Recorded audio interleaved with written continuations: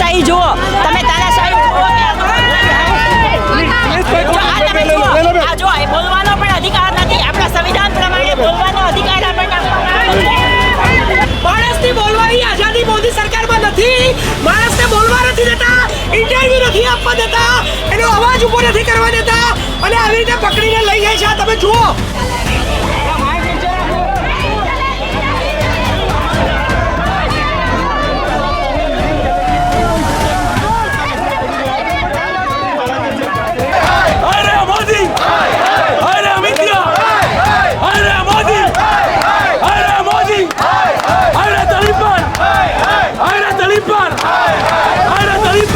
કોંગ્રેસ ભારતીય જનતા પાર્ટીના સીબીઆઈ કે ઈડીથી દબાવવાની નથી. આ રીતે નહીં જવાનું.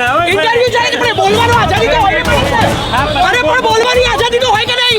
એક મિનિટ આ રીતે નહીં કરો. તમે ધક્કા નહીં મારો. ધક્કા નહીં મારો. તો આ ભારતીય જનતા પાર્ટી શા માટે રાહુલજીની પાછળ પડી છે, સોનિયાજીની પાછળ પડી છે? કેમ કે ગુજરાતને ચેલેન્જ આપી છે એટલે 2027માં ભારતીય જનતા પાર્ટીને ડર છે કે હારી જવાનું છે.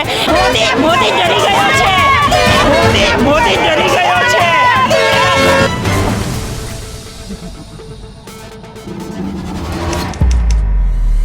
એક બાજુ રાહુલ ગાંધી ગુજરાત કોંગ્રેસને મજબૂત કરવા ગુજરાત પ્રવાસે હતા.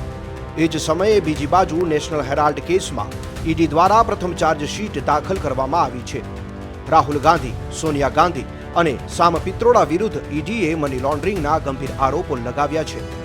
25 એપ્રિલે આ કેસની સુનાવણી થવાની છે.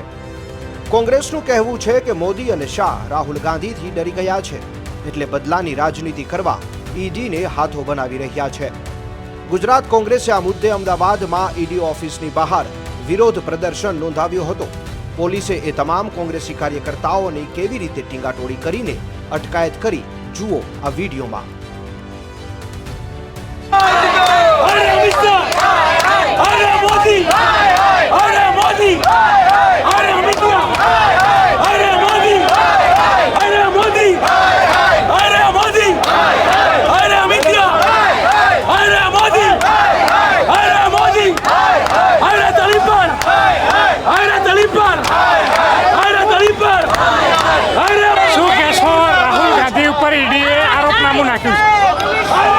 આપણા આર્ટિકલ 25 પ્રમાણે અગર કોઈ પણ જો પ્રાઇવેટ કંપની છે એ પેલું નો પ્રોફિટ નો લોસમાં કામ કરતી હોય તો એમને સપોર્ટ કરવો જોઈએ. આપણો અંબાણીની સ્કૂલ ચાલે છે, નો પ્રોફિટ નો લોસમાં ચાલે છે તો ચાલે છે ને. એવી રીતે અત્યારે યંગ ઇન્ડિયા કંપની ચાલી રહી છે. તો આ ભારતીય જનતા પાર્ટી શા માટે રાહુલજીની પાછળ પડી છે, સોનિયાજીની પાછળ પડી છે? કેમ કે ગુજરાતને ચેલેન્જ આપી છે એટલે 2027માં ભારતીય જનતા પાર્ટીને ડર છે કે હારી જવાનું છે. એટલા માટે થઈ અને એ પાછળ પડ્યા છે. માનનીય રાહુલ ગાંધીજીનો ગુજરાતનો પ્રવાસ છે, ભારતીય જનતા પાર્ટીને નડ્યો છે. એટલા માટે થઈ અને ગુજરાતમાં રાહુલજી આવી અને પ્રવાસ કરીને ગયા તો એટલા માટે થઈ અને એ લોકોએ નેશનલ હેરાલ્ડનું કોશિશ કરી છે. આ તમે તાનાશાહી જુઓ, તમે તાનાશાહી જુઓ આ જો એ બોલવાનો પણ અધિકાર નથી. આપણા સંવિધાન પ્રમાણે બોલવાનો અધિકાર આપણને આપવામાં આવ્યો છે. તમે જોઈ શકો છો કે કોંગ્રેસી કાર્યકર્તાઓ અહીંયા એકત્રિત થયા હતા રાહુલ ગાંધીના સમર્થનની અંદર, જેમને ઈડીએ જેમની ઉપર આરોપનામું રજૂ કર્યું છે. તો એને લઈને અહીંયા આ લોકોએ ધરણા પ્રદર્શનનું આયોજન કર્યું હતું. કોંગ્રેસી કાર્યકર્તાઓએ અમદાવાદના ઈડી ઓફિસની બહાર પણ અહીંયા તમે જોઈ શકો કેવી રીતે ગુજરાતની અંદર રાહુલ ગાંધી ડંકે કી ચોટ ઉપર લગાતાર બેક ટુ બેક આવી રહ્યા છે. મોદીના ગઢ અને મોદીની લેબોરેટરીઝ બિહારથી લઈને ગુજરાતની અંદર આજે જ્યારે રાહુલ ગાંધી ડંકે કી ચોટ ઉપર આવીને કહી રહ્યા છે કે તમારા ગઢમાં આવ્યો છું, તમારા ઘરમાં આવ્યો છું અને 2027 જીતીને જઈશ, એટલે ડરી ગયા એટલે ઈડી આવી ગઈ. અને આ આજનું થોડું છે. 11 વર્ષથી જેટલા પણ વિરોધીઓ વિપક્ષ હોય આંકડા સાથે સાબિત થયું છે કે 90% લોકો ઉપર સાહેબ ઇન્ટરવ્યુ ચાલે છે, ઇન્ટરવ્યુ તો પત્ર દો. ના ઇન્ટરવ્યુ ચાલે છે, ઇન્ટરવ્યુ તો પૂરું કરવા દો. ના ઇન્ટરવ્યુ પૂરું કરવા દો. આ રીતે નહીં જવાનું. ઇન્ટરવ્યુ ચાલે છે પણ બોલવાનો આઝાદી તો હોય. અરે પણ બોલવાની આઝાદી તો હોય કે નહીં? એક મિનિટ આ રીતે નહીં કરો. તમે ધક્કા નહીં મારો. ધક્કા નહીં મારો. આ રીતે જો આ બોલવા નથી દેતા. આ લોકો બોલવા પણ નથી દેતા, ઇન્ટરવ્યુ પણ નથી આપવા દેતા. આ જો આ અસલી વસ્તુ છે, આ ડુપ્લિકેટ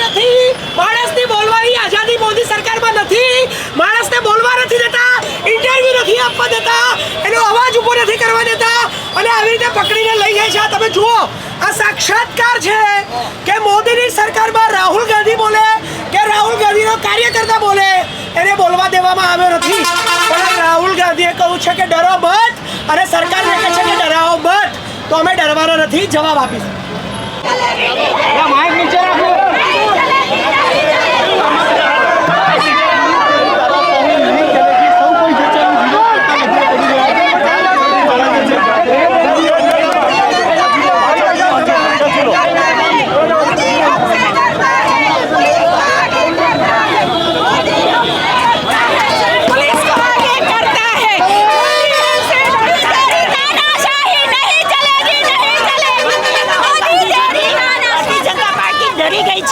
એમને ખબર છે કે 2027 ભારતીય જનતા પાર્ટી ગુજરાતમાં હારવા જઈ રહી છે, એમનો ગઢ હારી રહી છે. માનનીય રાહુલ ગાંધીજીની એક મુલાકાતે ભારતીય જનતા પાર્ટીને ઊંઘ ઉડાડી દીધી છે. એટલે પોતે પહોંચી શકે એમ નથી, જનતાઓની વચ્ચે જઈ શકે એમ નથી. એટલે એમના ઉપર આ છે ભારતીય જનતા પાર્ટીનો ચહેરો. દુનિયા ઓળખે છે, દેશ ઓળખે છે, પણ અમે 2027માં કોંગ્રેસ મજબૂતીથી અમે કોંગ્રેસ જીતીશું. અહીંયા કોંગ્રેસના સંગઠનથી અમે જીતીશું. મોદી ડરી ગયો છે. ભારતીય જનતા પાર્ટી જ્યારથી કેન્દ્રમાં શાસનમાં આવી છે ત્યારથી કોઈ પણ પ્રકારે હેનકેન પ્રકારે કોંગ્રેસ પક્ષના રાષ્ટ્રીય નેતા હોય કે અમારા આદરણીય નેતા વિરોધ પક્ષના નેતા રાહુલ ગાંધીજી ઉપર જે રીતે ઈડીના નેશનલ હેરાલ્ડ જેવી સંસ્થા, એક ઐતિહાસિક સંસ્થા છે, કોંગ્રેસની ધરોહર છે, કોંગ્રેસે એની સ્થાપના કરી છે. અને કોંગ્રેસે આજે આ દેશની અંદર કોઈ પણ ગેરવહીવટ કે કોઈ પણ બાબત કોંગ્રેસ પાસે એવી નથી, બધી પારદર્શકતા છે. પણ ભારતીય જનતા પાર્ટી, CBI અને ઈડીના સોનિયા ગાંધી જેવા આ દેશના એક એવા મહાન વ્યક્તિ કે જે સત્તા માટે નહીં પણ દેશના છેવાડાના નાગરિકના હક અને અધિકારો માટે એક જેમને ત્યાગમૂર્તિ કહેવામાં આવે છે, એમના ઉપર પણ ઈડીનો કેસ કરવામાં આવ્યો છે. અને એ ઈડીના કેસ ખોટા કેસો કર્યા છે. ખોટા કેસ ઊભા કરીને લોકશાહીને, પ્રજાતંત્રને, સંવિધાનને તોડી નાખવાનો, દબાવવાનો જે પ્રયાસ કરી રહ્યા છે, એનાથી કોંગ્રેસનો નેતા કોઈ દિવસ ગભરાશે નહીં.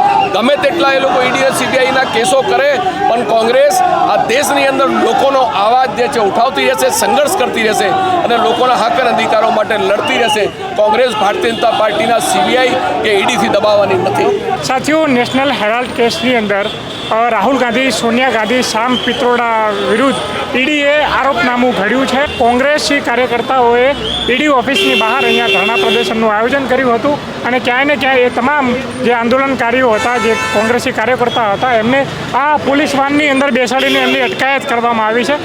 વધુ વિગતો માટે જોતા રહો ક્રાંતિ માર્ગ ઇન્કલાબ જિંદાબાદ.